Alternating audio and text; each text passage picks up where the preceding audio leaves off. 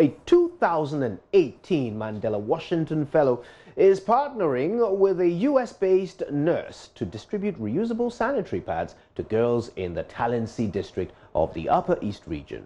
Maxwell Kumbeni and Karen Lyde have distributed over 600 sanitary pads to girls in 12 junior high schools as part of a Mandela Washington Fellowship reciprocal exchange program. Now, as the world marks International Menstrual Hygiene Day today, JoyNews' Upper East correspondent Albert Sorry reports about what Maxwell and Karen are doing to help young girls in the Talensi district to practice better menstrual hygiene. Menstrual hygiene is not often managed properly by most girls in rural Ghanaian communities. This is mainly due to lack of resources for the girls to buy their own supplies of sanitary pads. Also, lack of knowledge of self-care practices and inadequate sanitation facilities in schools, as well as lack of support from parents, all contribute to poor menstrual hygiene in rural Ghanaian communities. All these factors also lead to school absenteeism among girls during their menstrual periods.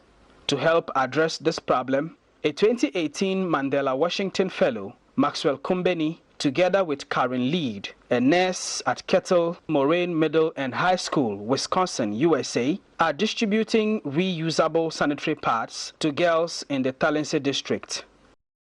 We're working with a project through the Mandela Washington Fellowship Exchange Program, which is sponsored by the U.S. Department of State. Our interest is in menstrual hygiene and helping girls to be able to manage their own health, manage their own menstruation, to understand how they can take care of themselves, be able to make decisions on their own, and especially to stay in school.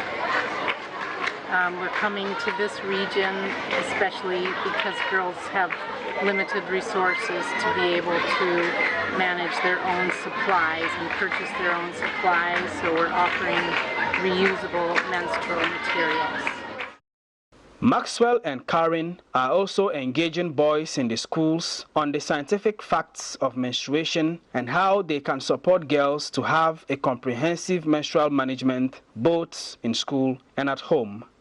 And for this particular project, we have gone beyond just distribution of pads into involving all stakeholders that we think are key into ensuring that girls stay in school than their nurses.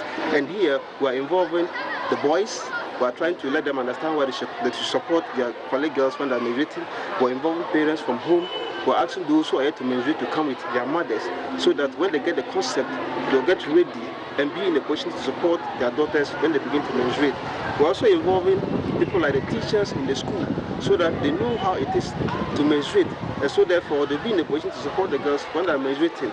These communities were chosen because in our study, we realized that certain schools that were farther from the towns were fond of, girls were fond of involving in unhygienic menstrual practices. So we thought that if we could reach out to those forgotten schools or those schools that are less privileged and try to focus our attention on them, provide them with the sanitary part and also educate them, maybe it could reduce the absenteeism rate that are related to menstruation. The Girl Child Education Officer for the Talensi district says the Education Directorate considers the initiative taken by Maxwell and Karen as very timely because many of the girls in the area often go through a hard time when they experience their menstruation. Some of the girls who received the sanitary pads spoke to JoyNews.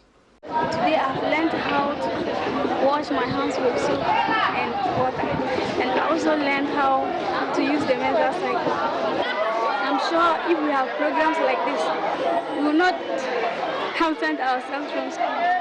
What I have learned of this program is how to make yourself clean when you are menstruation. It helps us to track our menstrual cycle.